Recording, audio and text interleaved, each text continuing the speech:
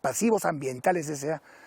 Pasivos Ambientales, ¿ya? Es conocida, ha tenido litigios hasta con el Estado por el maltrato que recibió, ¿no? Hemos hecho toda una serie de campañas, se está recuperando otro tipo de yacimientos que no son relaves, sino aventaderos. Trabajamos en Yanama, tenemos la mina Cajavilca, la mina Descuidada, y estamos hace mucho con el conocimiento y todo el estudio que se ha hecho de relaves en el Perú, pero encontramos la primera traba en la ignorancia de los funcionarios del Estado y la segunda traba en el poco interés de los empresarios privados en entender que es una inversión rentable, ¿no? Entonces me dice la solución a la Cámara, un momentito. Vuelvo a decirte, bueno, sintetizando, haciendo un resumen, este es un producto que se puede introducir dentro de los llamados negocios verdes. Es decir, esto que hoy día es una basura está sujeta a reconversión. Por varios ángulos está sujeta además a financiamientos. El Perú ya está en condición de recibir fondos no retornables para el saneamiento ambiental y no lo hace exclusivamente porque no existen proyectos.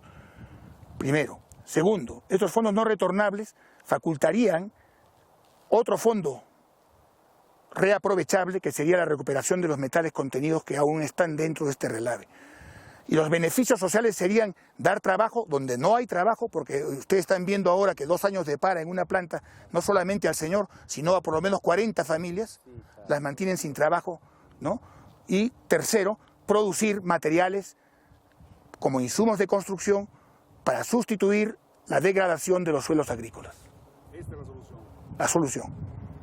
Puedes decir, esta es la solución. Esta es la solución. Seguimos nosotros un momentico.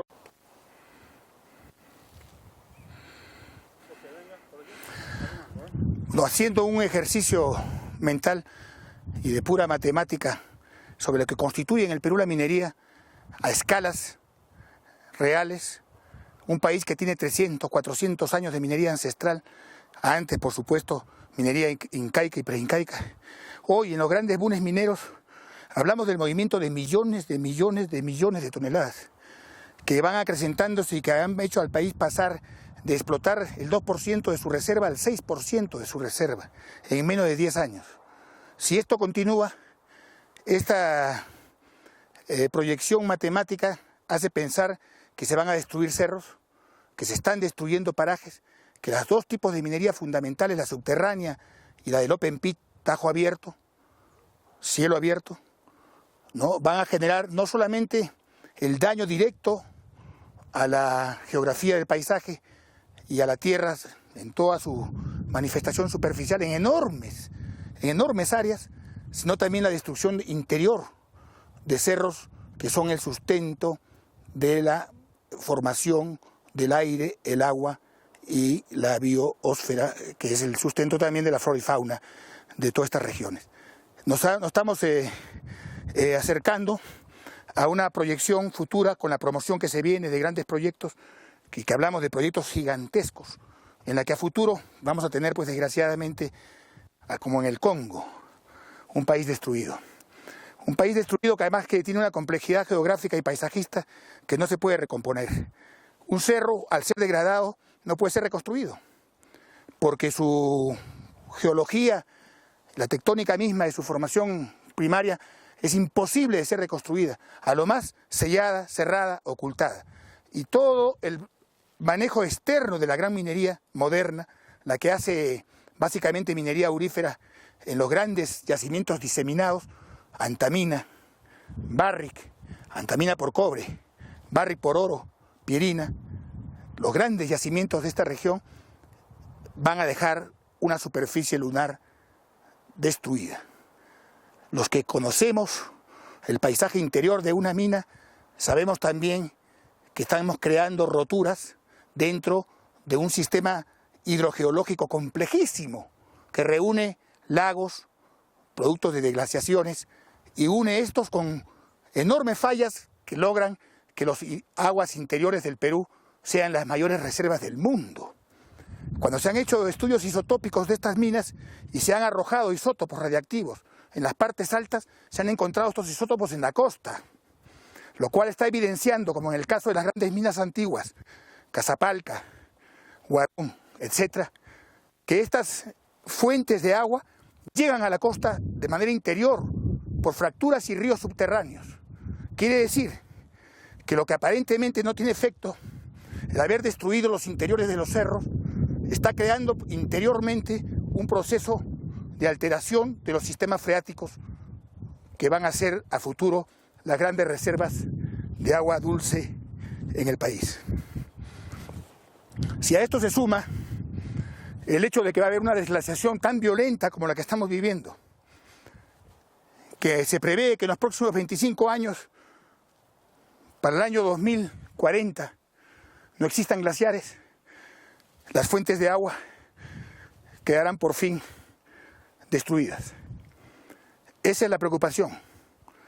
Sabemos que los metales son importantes, sabemos que el Perú no está ni siquiera en el 10% de sus capacidades. Sabemos que van a venir otras épocas como esta, de grandes precios, y que las compañías mineras apuntan al Perú a pensar en grande. Es cierto que estas cosas se pueden manejar, las externas, las posteriores, son solamente paliativos posteriores, la de intentar que no se contamine a posteriori, pero las roturas, las fracturas, la destrucción geológica de los interiores de mina y de los grandes paisajes no será recompuesto más.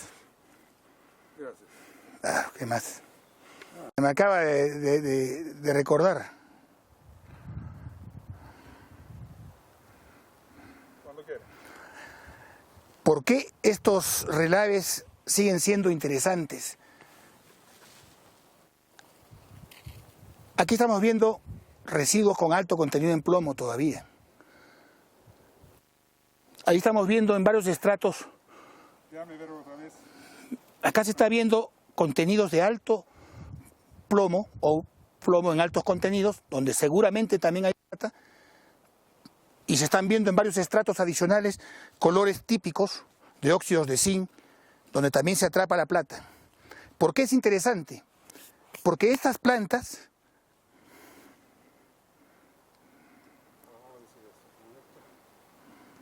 ¿Por qué es interesante? ¿Por qué esto es interesante? ¿Por qué tiene que abrir los ojos a toda una industria ambiental? Porque las conductas típicas de estos propietarios de plantas ha sido el robo hormiga. Alterar los procesos metalúrgicos para que muchos de los minerales se vayan a sus relaves, aduciendo que no fueron recuperados, y esperar el tiempo oportuno de buenos precios para intentar recuperarlos posteriormente. Tenemos relaves en todo el Perú llenos de metales que se constituyen en un atractivo para una industria de recuperación secundaria. Esta mala práctica ha generado una oportunidad para convertir esta actividad en una actividad autosostenida. Se puede autosostener porque estamos viendo que los metales están ahí presentes.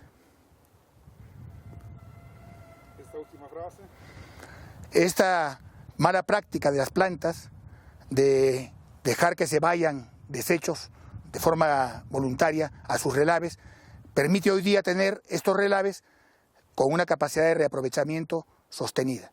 Desde adentro están los valores aún incluidos, metales por recuperar. Muchas personas que venían a hacer minería al Perú nos decían queremos minas. Y les decíamos, ¿para qué minas si tenemos relaves que son más ricas que las minas? Desde la época colonial hemos detectado aventaderos donde se clasificaba a mano minerales de oro y plata que tienen ahora más contenido que cualquier mina nueva que se esté aperturando. Y algunas de ellas con 12 millones de toneladas, 8, 10, 15 millones de toneladas. Entonces, ¿no es necesario seguir destruyendo toda la montaña? En absoluto. Hay una industria novedosa de recuperación secundaria que es atractiva económicamente. Este mineral tiene la ventaja de estar fuera de la mina, de estar promocional dentro de los sistemas financieros internacionales, de tener efectos económicos por los precios de los metales, aún hoy, muy bondadosos. No hace falta meterse en una mina donde los costos de extracción son gigantescos, cuando tienen ustedes millones de toneladas en el Perú para venir a recuperar minerales. Y también no hay que destruir. y hay que evitar evidentemente nuevas destrucciones de minas, sobre todo a estas escalas donde se quiere sacar solo minerales ricos y para poder hacerlo se rompen enormes cantidades de tierra. Una veta común de un mineral rico en plata y oro con plomo o zinc en esta zona del país, la más rica en minería, no tiene más de 40 centímetros de ancho y las explotaciones mineras tienen que abrir entre 2 y 3 metros, sí o sí, para que las maquinarias se introduzcan. Por lo tanto, 2/3 de lo que se rompe es piedras calizas, piedras lutitas, piedras que son refractarias, esenciales para mantener la temperatura de las rocas en altura donde los glaciales se están rompiendo. Perfecto, otra cosita no se mueve de allá. Entonces, ahora hay que mover más material, sacar más tierra de los cerros que antes, ¿no? Sí, así es. Porque el mineral o hay menos o no hay menos, no sé, pero eso es importante que Claro, está bien.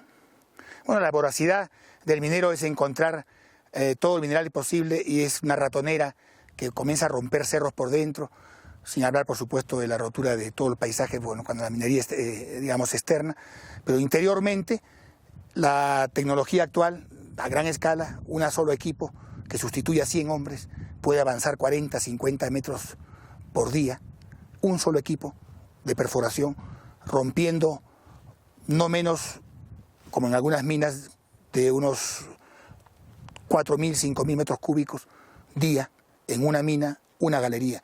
Estamos hablando de una rotura insensata a enorme escala, que va a ir creciendo contra más crezca la demanda y contra más crezca tanto el precio, plomo, zinc, cobre, como crezca la ambición del minero.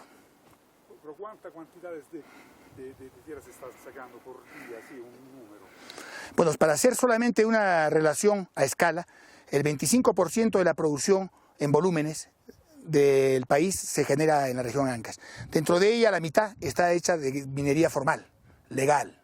Esta minería legal está produciendo unas 400.000 toneladas mes de minerales, ¿no? Y unas 150.000 más, perdón, en total unas 400.000, lo que le corresponde unas 250.000 a la minería formal y unas 150.000 toneladas a la minería informal y legal. Mensual.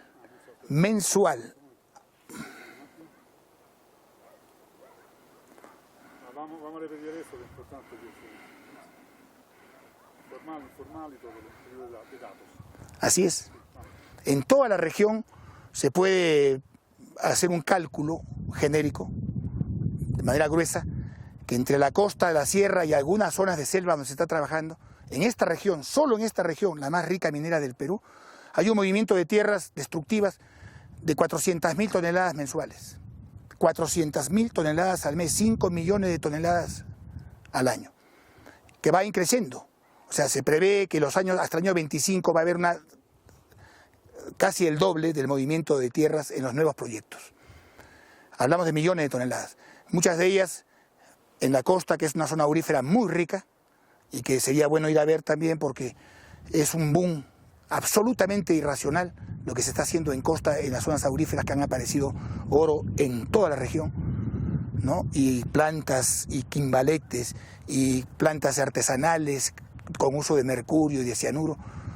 En la sierra, donde está a escala la mayor producción, donde están dos de las compañías más grandes del Perú, una, la más grande polimetálica, Antamina, otra, una de las más grandes de oro, Pierina, Barrick Mixquichilca, se hace este dimensionamiento basado en el total. 400.000 toneladas mensuales es lo que se puede leer como rotura del medio ambiente. Ok, y respecto a antes, donde ¿eso por qué está pasando? Porque hay por los precios, por los precios. Los precios hacen que el pequeño minero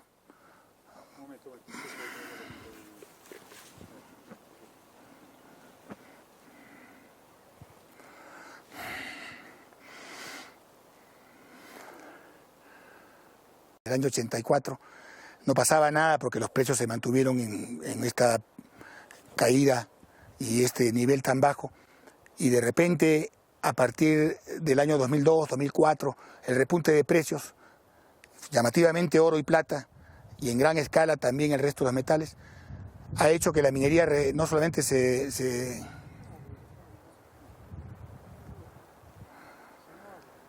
y el gran promotor o incentivo de la minería ha sido los precios de los metales, ¿no?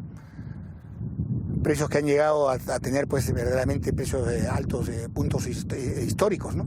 En el oro se llegó a 1900, hoy mismo $1.270 es un precio excepcional. El promedio histórico del valor del oro ha sido $300 por décadas, ¿no? Llegar a 4 veces su valor ha permitido, sumando esto a la tecnología, abordar yacimientos que antes no eran para nadie interesantes. Hoy día 3 gramos de oro en producción hombre es una forma de sostener una familia, hace que hayan 400.000 pequeños mineros y hay yacimientos aún más ricos, muchísimos más ricos. El promedio de un yacimiento rico en el Perú es de media onza, hablamos de 15, 10, 12 gramos de oro contenido por día. Un ser humano con un grupo de trabajo de 4 hombres puede mover 5 metros cúbicos día con máquinas muy pequeñas, haciendo un esfuerzo de minería muy dura, pero que le está dando un ingreso que no se lo da ninguna actividad. Por eso es que la minería ilegal y la cocaína son los 2 grandes estigmas económicos de esta época en nuestro país. Pero son 2 tipos de minería, entonces, la ilegal y la informal. Claro, hay que distinguir el hecho de que se está queriendo hacer una enorme confusión cuando por lo menos el Estado y las leyes ya claramente han delimitado responsabilidades y se sabe que una cosa es ser ilegal y otra cosa es ser informal. La informalidad en el Perú es congénita, viene de siglos y siglos y siglos, y el Perú, siendo minero, lo que ha producido es enormes cantidades de mineros que le dan riqueza al país, pero que el Estado es incapaz de darles instrumentos para que se conviertan en aportantes formales al sistema. Lo que sí no se permite y no se debe permitir, y es lo que está prevaleciendo, es el abuso sobre las leyes, que gente basada en simple ambición es capaz de ingresar a esos lugares donde está prohibida la minería 100%. El Parque Huascarán es el más emblemático, siendo la reserva natural más importante del Perú, y que ha sido destrozada, como hemos hecho ya varias denuncias a nivel periodístico, televisivo, a nivel político. El Parque Huascarán ha sido destrozado. Está sangrando, ¿no? Como se dice. Sí. ¿Y qué quería decirle? Última cosa, en cantidad, respecto a antes, cuando más se va avanzando y más tierra se va a quitar. Sí. ¿Por qué? Porque hay menos mineral, porque la voracidad del hombre, ¿por qué? Bueno, son varios factores, ¿no? Los 3 factores que inciden en el crecimiento tangencial o geométrico de la minería son evidentemente el crecimiento poblacional, que hace que muchísima gente esté retornando después de una larga era de existencia de terrorismo y de abandonar tierras en selvas y sierras, regresando a buscar medios de subsistencia. Segundo, estas presencias, digamos, de retorno están generando búsquedas que tienen inmediata satisfacción. En todas partes donde se busque mineral en el Perú está apareciendo mineral. El Perú es evidentemente una reserva minera excepcional. El oro, antes se pensaba que no se iba a encontrar más que oros aluviales en algunas zonas. Bueno, ahora hemos detectado más de 6 cuencas en el Amazonas donde existe oro. Ya se están trabajando dragas en el Marañón, en el Río Negro, en Huánuco, hasta en el Guayaga, que se pensaba que era una zona estrictamente diasa, una zona de aluviales muy antiguos. Ahora el oro en costa es, digamos, de punta a punta, un mineral de presencia constante. Desde Tumbes a Tacna casi no hay, sin intermitencia, lugar donde no existan yacimientos de oro, sean volcánicos, con presencia de vetas pequeñas, sean diseminados o sean eluviales que han sido arrastrados por cauces de río antiguos a través de la cordillera hacia las costas. Se pueden leer grandes fenómenos sociales como en costa los de Piura, donde en Sullana y en San Sebastián hay en este momento entre 7.000 y 8.000 lavadores de oro en menos de 4 años, ingresando a una minería fronteriza con Ecuador, en la zona de la cordillera del Cóndor, y donde se están ubicando yacimientos de beta, veneros, que tienen riquezas absolutamente llamativas, que llegan hasta las 2-3 onzas de oro como contenido por tonelada. En cantidad, respecto a antes, cuando más se va avanzando y más tierra se va a quitar. Sí. ¿Por qué? ¿Porque hay menos mineral? ¿Porque la voracidad del hombre? ¿Por qué? Bueno, son varios factores, ¿no? Los tres factores que inciden en el crecimiento tangencial o geométrico de la minería son evidentemente el crecimiento poblacional, que hace que muchísima gente esté retornando después de una larga era de existencia de terrorismo y de abandonar tierras en selvas y sierras, regresando a buscar medios de subsistencia. Segundo, estas presencias digamos, de retorno están generando búsquedas que tienen inmediata satisfacción. En todas partes donde se busque mineral en el Perú está apareciendo mineral. El Perú es evidentemente una reserva minera excepcional. El oro, antes se pensaba que no se iba a encontrar más que oros aluviales en algunas zonas. Bueno, ahora hemos detectado más de 6 cuencas en el Amazonas donde existe oro. Ya se están trabajando dragas en el Marañón, en el Río Negro, en Huánuco, hasta en el Guayaga, que se pensaba que era una zona estrictamente riaza, una zona de aluviales muy antiguos. Ahora el oro en costa es, digamos, de punta a punta, un mineral de presencia constante. Desde Tumbes a Tacna casi no hay, sin intermitencia, lugar donde no existan yacimientos de oro, sean volcánicos, con presencia de vetas pequeñas, sean diseminados o sean eluviales que han sido arrastrados por cauces de río antiguos a través de la cordillera hacia las costas.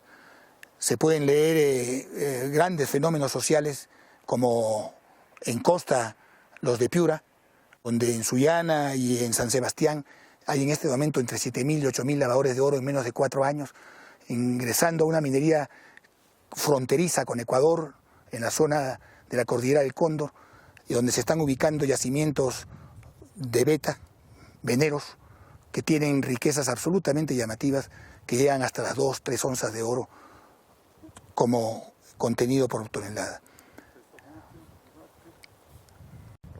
¿La situación de la Rinconada me la puedes explicar un poco más? Sí, claro, en todo el eje sureste del país es la zona tradicional de producción de oro, la más antigua, que reúne a Puno, Arequipa, Cusco, y que se ha extendido ahora al entenderse de que estos yacimientos antiguos, por rotura y desglaciaciones, han logrado llegar hasta las selvas, o sea que incluye hoy día a los aluviales de Madre de Dios. No solamente han sido la fuente del 30-40% de la producción del oro tradicional en el Perú desde 1900 hasta la fecha, durante la centuria pasada. Su producción estaba estimada en 35-40 toneladas de oro anual y se ha ido a 130 toneladas de oro anual, ¿no?, en la cual participa el 50% de este eje. O sea, el sur del Perú produce el 50% del oro nacional, de la cual estimamos que el 40% es un oro informal e ilegal y que por ello no logra entrar al sistema, dada la poca permeabilidad que las leyes le dan, y fuga. Hay grandes fugas de oro hoy día que van a Montevideo, que es un mercado libre, que va a Brasil, que va a Bolivia. La Rinconada es un caso específico. Cuando se descubren yacimientos antiguos de la época colonial, los españoles tuvieron 4 o 5 grandes puntos de desarrollo dentro de lo que era la cadena de el eje, digamos, Puno-Cusco, que va desde Juliaca hasta Paucartambo. En todo ese eje se han encontrado de forma continua, ¿no?, yacimientos primarios de altura. Estas alturas fluctúan entre los 4.200 y los 4.800 metros. Van desde la mina más alta, llamada Gavilán de Oro, hasta la mina más baja, que es un eluvial, donde ha habido una diseminación de minerales por rotura, sin presencia de agua, que se llama San Antonio de Poto. Hasta hoy se ven las dragas antiguas, hasta hoy se ven los sistemas de producción casi artesanal, con sistemas de canaletas por tramperos, donde aparece oro grueso, donde hay charpa, donde hay oro en beta, en altas. Esta generación estaba básicamente en manos de empresarios lugareños y de algunas empresas internacionales. Con el boom del oro en el año 2004, la sociedad rural invade grandes concesiones mineras, transgrede la producción limitada a estas concesiones y en una búsqueda constante hace que el yacimiento se reinvente. Hoy día la Rinconada, como una de las grandes expresiones de lo que puede ser un yacimiento altamente rico con conflicto social, ¿no? Y dentro de ello, símil a algunas otras operaciones muy cercanas, ha logrado tener no menos de 7.000, 8.000 comuneros integrados a una modalidad de explotación que el Estado no preveyó y que los privados de forma espontánea han logrado. Es una especie de consorcio en la que ya el pequeño minero, siendo inicialmente un enemigo, es integrado, se le da zonas de producción con permisos, digamos, de parte, privado, y están ingresando a zonas auríferas donde no baja la producción de 120 kilos de oro en la Rinconada al mes. O sea, es una solución social que se ha dado para zonas donde solamente existe minería, porque no existe otro recurso, ni siquiera zonas ganaderas cercanas. Minería en el Perú, ¿no?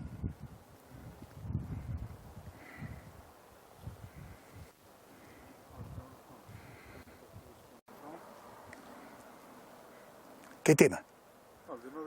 Ya, ok. Sí, aprovecho, una experiencia pasada que hasta hoy tenemos de ella mucha información. Yo ingresé al oro, a la juventud, a los 22 años, en el oro aluvial de Madre de Dios, siendo mi padre presidente de la compañía más grande del Perú, Centromin Perú, y ingresando ellos en prospección por oro a diversas zonas del país. El oro en Madre de Dios, que tiene tradición desde la época incaica, ¿no? Había sido explotado por, digamos, foráneos en la década del 40 al 60 de la centuria pasada, y había tenido un éxito tremendo en el hallazgo de dos tipos de yacimiento. Algunos que estaban hacia la zona de más arriba de la hoya del Inambari, que es la gran pampa, donde está ya la selva baja, y que habían encontrado desde la bajada de los ríos Inambari, otros ríos tributarios, Carene, Guasoroco, yacimientos con charpa grande llamados eluviales, que se comenzaron a trabajar con tramperos de agua, con recuperaciones al estilo incaico. Y segundo, eran básicamente yacimientos pequeños. Segundo, se comienza a tomar en serio el yacimiento de Madre de Dios con la tecnología de las dragas y con la existencia de una serie de lavadores de margen de río, de arenas, donde el Madre de Dios y el Inambari tributan. Todos los ríos son tributarios de oro porque arrastran el oro que rompen desde las alturas de Puno y de Cusco, en dos grandes cuencas, la del Madre de Dios y la del Inambari. Desde Puno, el Inambari, que es el río más torrentoso del sureste peruano, en la cordillera de Paucartambo, que es la de más inclinación, cae a unas velocidades tremendas, rompiendo las paredes de donde choca y sacando el oro que existe en toda el área de unos 300 kilómetros longitudinales que bajan desde Puno hasta Madre de Dios. Eso hace que sea un yacimiento verdaderamente riquísimo. Esto si se suma al hecho de que son millones de años donde se viene dando esta operación y que al llegar abajo este oro choca contra una de las columnas básicas del Paucartambo en la zona de Marcapata, desacelera y llega al llano haciendo un meandro gigantesco, cambiando de curso. Ha sembrado durante siglos, ha sembrado capas de hasta 150 metros de profundidad con contenidos de gravas auríferas. Este es el gran yacimiento de Madre de Dios, donde se quiso hacer perforación de chondril, donde la dificultad de la logística era inmensa, donde se colocaron dos dragas que no llegaron a funcionar, donde hubo una intención de hacer gran minería con las mayores inversiones y la gente más capacitada de oro del mundo, en la década del 70. Fracasó porque se encontraron grandes dificultades en el manejo logístico por un lado y del yacimiento al ser tan enormes los volúmenes de piedra, las sobrecargas estériles, el manejo de los bosques, o sea, a los precios de la década del 70 y del 80, nunca hubiera sido rentable una minería a gran escala. Sin embargo, la pequeña minería, que estaba basada en la búsqueda y la explotación de veneros, de pequeños núcleos de sedimentación donde había depositado el río en playas o en pequeñas ex cauces que se llaman meandros, que se han cerrado, se hizo masiva. En un momento indicado, en la década del 90, ya existía en Madre de Dios una rotura de un área de más o menos 40.000 hectáreas. O sea, no es un tema nuevo. Hoy día se dice Madre de Dios como si fuera consecuencia de esta digamos, etapa de grandes precios auríferos. No, es un acumulado de 60 años donde estas capas ya fueron explotadas y han sido reexplotadas con mayor tecnología, cargadores frontales, brazos más largos, dragas de succión que les permiten ingresar cada vez a mayor profundidad, dado que el freático, la presencia del agua es muy alta, siendo Madre de Dios una olla, un paraje en la selva el único que está por debajo del nivel del mar en todo el Perú. La altura de Madre de Dios es de 60 metros bajo el nivel del mar. Con lluvias, durante 6 meses del año, es un pantanal, es un aniego completo. El minero tiene toda una etapa de verano donde puede operar y una gran etapa en la cual el río vuelve a sembrar. Año tras año se repone la riqueza aurífera, dado que el río vuelve a sembrar en todos sus cauces el oro. ¿El desastre ambiental que se hizo, eso es viejo o nuevo? Bueno, el desastre comenzó desde hace mucho en 2 zonas específicas. Una de ellas es Huaypetue, la zona de choque, que es justamente donde el río pierde velocidad y al caer desde los Andes entra al llano. Al entrar al llano, ahí se ha formado este meandro gigantesco. Esta es la gran zona de destrucción donde se hablan de 40, 50.000 hectáreas destruidas de bosque. El efecto de destrucción del bosque se ha hecho a través ya de tecnología más avanzada, cargadores frontales, con anuencia del Estado. El Estado era el gran promotor.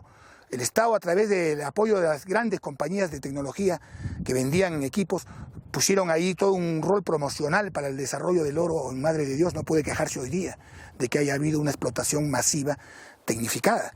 Grandes máquinas trabajando en Madre de Dios. El efecto que tiene la rotura del bosque es el de desertificación. Se sabe que las capas de Madre de Dios están formadas por pequeños, digamos, lonjas de distintos materiales muy pobres. La tierra llamada orgánica no son más que 30 a 15 centímetros promedio en todas las zonas del llano en la parte baja, que se reponen año tras año por esta degradación orgánica que hay de los bosques a través de las lluvias. Pero una vez que se rompen no son ya nunca más recuperables, porque las siguientes capas de la formación de los estratos geológicos en Madre de Dios son claramente visibles, arcillas, en enormes cantidades de arcillas impermeables, y debajo gravas que son de gran percolación, quiere decir donde no hay retención de ninguna materia orgánica, y abajo lo que se llama el dead rock, la roca dura, que en los promedios totales de Madre de Dios está entre 7 y 15 metros. Lo que estamos hablando es que la selva se desertifica, nunca más va a aparecer selva.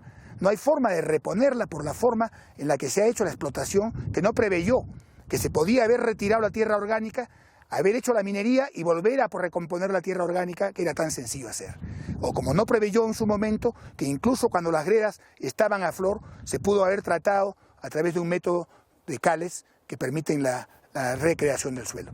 O sea, no se ha hecho nada de punto de vista científico y técnico para evitar la desertificación de la selva en Madre de Dios.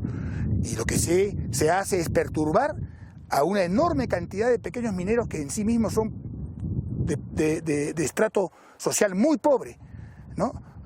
Evitando de que tengan un medio de trabajo que hace mucho tiene que haber sido legislado.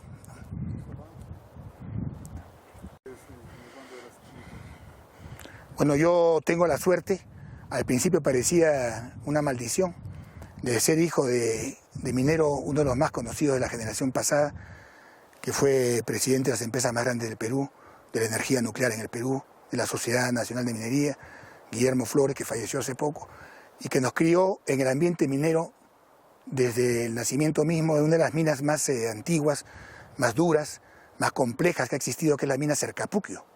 Fuimos criados en la mina Cercapuquio, una mina de zinc y otros metales, básicamente zinc, en la región de Junín, donde en esa época era la mina subterránea más grande del Perú, antes de que se hiciera Cazapalca y otras minas que eran propiedad de la Cerro de Pasco Corporation.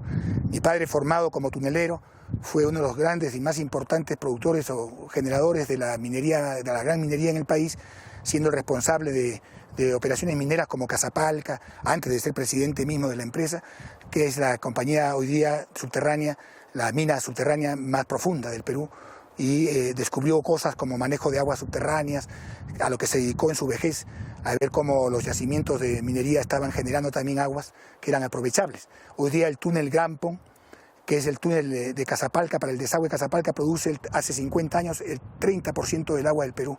Es uno de los aportes que tuvo él también como hidrogeólogo. Actualmente dejó todo un estudio para hidrogeología que está vigente, demostrando que los túneles de la zona de costa a sierra pueden hacerse para buscar no minerales sino agua, que el gran recurso va a ser el agua, que el agua va a ser la que va a permitir que las tierras seriazas, que son todo el desierto costero, puedan ser domadas y cultivadas. Y este es un gran aporte que desgraciadamente fue muy promovido, estuvo en todas partes, pero que políticamente y el Estado nunca lo tomó en serio, no siendo objetivo del Estado entorpecer la minería ni favorecer el recurso hídrico. Porque si no, eso podría ser otra solución para claro, darle una salida, claro. A lo que el hombre hizo después. Exactamente, ¿no? Exactamente. ¿No? Hay estudios de isotopía. Mi padre, cuando era presidente de Centromín, Perú, hizo el estudio de isotopía. Fue el primero que buscó las fuentes de hidrogeología, las grandes fuentes de altura, y sembró isótopos para ver cuáles eran sus recorridos interiores. Y logró en 4 puntos básicos recuperar los isótopos en costa, demostrando que todo el interior de los Andes tienen fracturas, que hay ríos subterráneos, enormes cuevas, que tienen ríos con agua de primer nivel, que pueden ser a muy bajo costo aprovechados, en lugar de hacer inversiones gigantescas que los políticos, por supuesto, buscan, de trasvases gigantescos y de creación de grandes túneles y canales, ¿no? O sea, hay drenes previsibles para el futuro del agua en el país, ¿no? A Tajo Abierto y las subterráneas. Bueno, la novedad de la mina Tajo Abierto es reciente. Creo que Perú fue uno de los primeros en el tema aurífero promotores del Tajo Abierto, al descubrirse que había un proceso químico de bajo costo que permitía obtener minerales de baja ley, ¿no?, a bajo costo, o sea, permitir el manejo de minerías a grandes volúmenes. Es Yanacocha. Yanacocha fue el gran Tajo Abierto a nivel mundial. Perú fue el primer país que prueba a esta escala un yacimiento de Tajo Abierto para oro. Por supuesto, el cobre ha sido siempre un mineral de Tajo Abierto. Por lo tanto, la gran experiencia de Tajo Abierto en el mundo son cobre y hierro. En el Perú existen desde hace más de 120 años, ¿no? O sea, el Perú es claro, en el caso de Antamina cobre es reciente, pero Antamina tiene una parte de Tajo Abierto y una parte de subterránea, ¿no? En Chile es casi todo Tajo Abierto, ¿no? Casi toda la minería cuprífera es Tajo Abierto. Es cielo abierto, Tajo Abierto, o open pit, como se le llama en inglés, ¿no? De cobre, ¿no? Y el Perú está ahora preveyendo que en 5 años más va a estar en la misma producción de cobre que Chile. O sea, va a estar otra vez entre los 3 primeros productores de cobre del mundo. Entre los 8 nuevos proyectos, 4 son cupríferos, 2 de ellos entran en funcionamiento el año que viene, y hablamos de yacimientos que van a tener movimientos de mineral no menores a 10.000 toneladas día. La mina más grande en volúmenes hoy día en movimiento en el Perú, y se dice que en el mundo, es Antamina con 20.000 toneladas métricas día. 20.000 toneladas métricas día. Eso es de cobre, ¿eh? Cobre, fundamentalmente, habiendo zonas de polimetálicas con plomo zinc que son explotadas también por la mina. ¿Y estos materiales aquí tienen cobre también? Todos los minerales de las zonas del sur del país son cupríferos básicamente. El oro mismo, que está en las zonas andinas, está ligado al cobre. Hay yacimientos de oro-cobre, hay yacimientos de cobre-molibdeno. Acá, en la zona central de las cordilleras, a partir de Junín, Ayacucho, Abancay, hasta Cajamarca, las zonas polimetálicas son básicamente argentíferas. Y es importante decirlo porque se habla mucho de los minerales básicos y no se habla de la plata. Y la plata es el mineral más importante del Perú definitivamente. El Perú ya es primer productor de plata y lo ha sido durante mucho tiempo, un periodo determinado por crisis política, básicamente la presencia del terrorismo dejó de serlo, México lo sustituyó, hoy día ha vuelto a serlo. La plata es un mineral de uso industrial que hoy está retomando usos bajo la nanotecnología de manera previsoriamente maravillosa, Ya hay 7, 8, 10 usos de plata en la nanotecnología entre ellas y otras tecnologías médicas, otra vez los paneles solares que se dice van a sustituir a la energía nuclear, que hacen prever que la plata hoy en un manejo ficticio de precios ha perdido su paridad con el oro, pero que a futuro debiera estar en precios de demanda industrial absolutamente bondadosos. Y aquí hay... Acá hay plata en todas partes. La primera región productora de plata del Perú es Junín, la segunda es Ancash. Las minas más ricas de plata del Perú están en Ancash en cuanto a riqueza contenida. Esta gran cadena de glaciares a gran altura se está diciendo científicamente que se debe a procesos de ionización del aire frío y del aire húmedo. Y la ionización la produce la enorme cantidad de plata ionizada, que es el material o el metal con mayor capacidad de ionización existente. Los iones de plata, que son hechos por la refracción solar y la lluvia, son una de las creaciones, digamos, de una fuente electromagnética, ¿no?, en las zonas altas, ¿no?, que son las que hacen que hayan contenciones y movimientos de aire, de tal manera que se produzca nieve. Ya hoy día China logró limpiar el aire con iones de plata. Ya se ha logrado hacer lluvias artificiales con iones de plata, lo que está demostrando que su función no solamente es la de un metal inerte, sino la que es la de un regulador electromagnético, ¿no?, de la atmósfera, cosa que es absolutamente llamativa, ¿no? En el cobre estoy interesado un poquito, el AVES tiene el cobre también. Claro, en los polimetales hay dos tendencias, digamos que tres tendencias. La prevalencia de la presencia del plomo o del zinc, y algunos de ellos con presencia de cobre. O sea, hay tres líneas de asociación entre los metales polimetálicos en esta región y en otras del Perú. Unas son con predominancia de plomo, otras con predominancia de zinc, otras con predominancia de cobre.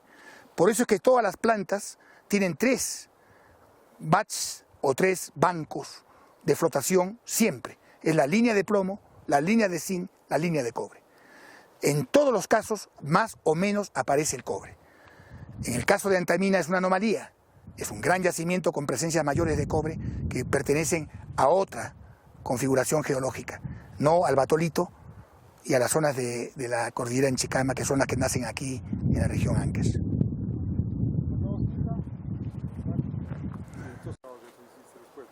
Bueno, yo me crié en la mina Cercapuquio. Mi primer ingreso a mina fue a los 4 años. Aún tengo fotos de minerito disfrazado. Todos mis hermanos son mineros.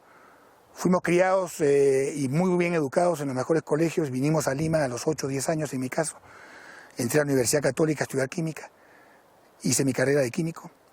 A los 19 años ya estaba trabajando en yacimientos auríferos para ver temas de metalurgia. Ya había entrado en mis prácticas a más de 40 minas, porque nuestras vacaciones eran prácticas. Eran obligación de hacer trabajo de metalurgia en plantas determinadas, ingresos a minas. Éramos muy precoces, manejábamos automóviles de altura, nos jactábamos de tener viajes realmente, digamos, aventureros en esa época, minas muy difíciles. Y crecimos así como mineros precoces. Nos formamos como tal, yo con ese espíritu aventurero que viene de familia, ingresé 15 años a las selvas. Ya era hombre de prácticas mineras. Y la formación de químico en la Católica, posteriormente hasta los 20 años, me permitió tener una formación con base química, pero con bastante interés en la metalurgia. A los 20 años tomé la decisión de irme a la selva en un boom minero aurífero, que era el de Madre de Dios. Ingresé en Madre de Dios con capitales propios. A los 20 años ya manejaba 300 personas en distintos campamentos, extrayendo oros en los ríos Inambari, Alto Inambari, Huasoroco, Carene. Tenía 6 campamentos. Cuando viene el boom del oro en grande, ya siendo mi padre presidente de Centromín Perú, me envía para ser direccionados compañías interesadas en búsqueda de oro, a las que doy yo recepción y sostén logístico. Durante años tuve una compañía de logística muy importante en el país, servicios técnicos calificados, que nos dedicábamos a transportes fluviales, aéreos, construcción de campamentos, trochas, inspección geológica. Muy conocida, le dio soporte a muchas compañías grandes. En esa época llegó como presencia fundamental todo un estrato de compañías A1 en oro, básicamente inglesas, americanas. Estuvo Río Tinto, estuvo Pan American Silver, estuvo Texas Gulf. Esta última, Texas Gulf, una compañía comprada, la más grande productora de fosfatos del mundo, fue comprada por Elsa Aquitaine, la compañía petrolera francesa, y decidió perforar. La única vez que se perforó un yacimiento aluvial en el Perú estuvo bajo mi mando. Entramos con máquinas y técnicos de primer nivel, vinieron los 4 geólogos más importantes del mundo en aluviales. Estuvieron acá los perforadores bolivianos, filipinos. Perforamos hasta estratos de 30, 40 metros con extracción de muestras por chon drill, con golpe de tubo.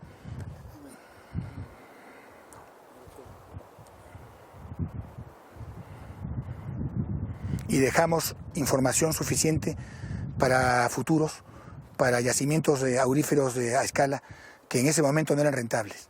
El oro estaba en $300, los movimientos estaban estimados en tonelaje no mayores a 1.500 toneladas por draga, y el contenido por metro cúbico era de 300 a 500 miligramos, medio gramo.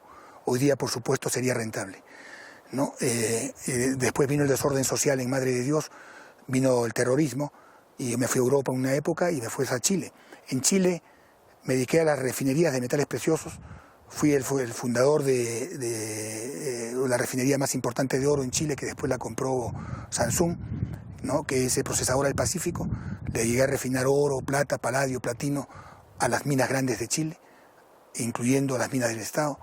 Hice servicios de refinación, formé una joyería industrial, exporté joyas a Japón, a Estados Unidos, cadenas cordón, distintos tipos de modelos, y cerré mi etapa de industrial regresando al Perú hace 14 años, y lo primero que hice fue investigar.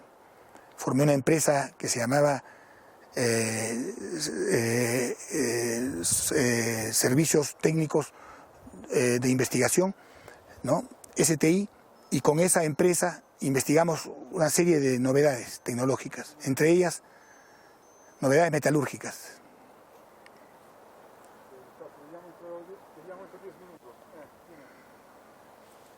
Tenemos 4 cosas que son fundamentales hoy día para el tratamiento de los relaves.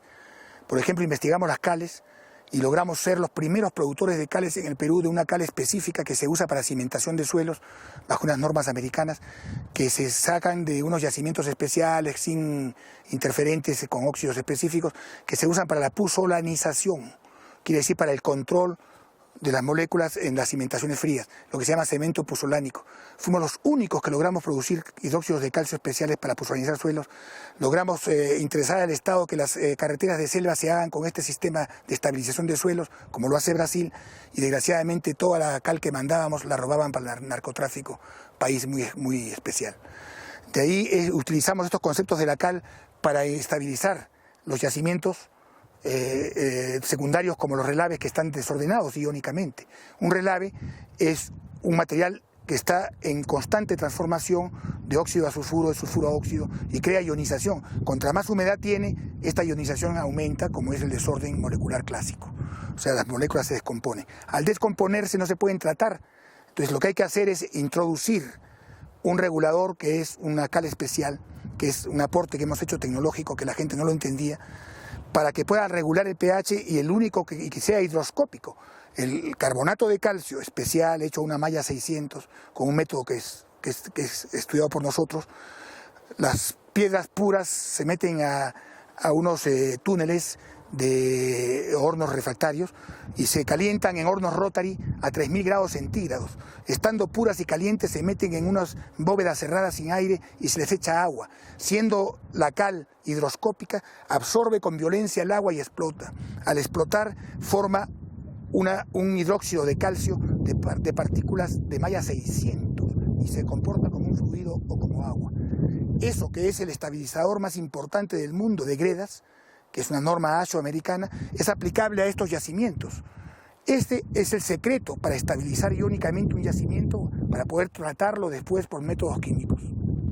Eso fue un estudio anterior que desarrollamos, ¿no? Y había retirado del trabajo a los 55 años de edad, ¿no? A los 53 años de edad, hace 8 años. Pero me vengo a pasear a Ancash y me encuentro cara a cara con la ley ambiental, que al leerla me pareció una estupenda posibilidades de futuro por el carácter social. Y yo, habiendo sido criado en sierra, me sentía muy unido a las comunidades andinas y vi una oportunidad de un resarcimiento, de haber sido un destructor de tierras en el Madre de Dios antiguo, a ser ahora un remediador de tierras. Me fui formando en eso, a mis hijos los formé en eso y formé esta empresa, Pasivos Ambientales, con ese cariz, la de poder regresar a reponer lo que uno había visto maltratado desde tan chico. Me vine a los lugares más altos, conviví de nuevo con las comunidades, convivo yo con ellas, vivo ahí, ¿no? Y los resultados han sido magníficos, básicamente por la empatía, porque habiendo sido criado en sierra, estoy pues entre pares, ¿no? Me siento en mi ámbito. Perfecto, muchas gracias. Sí.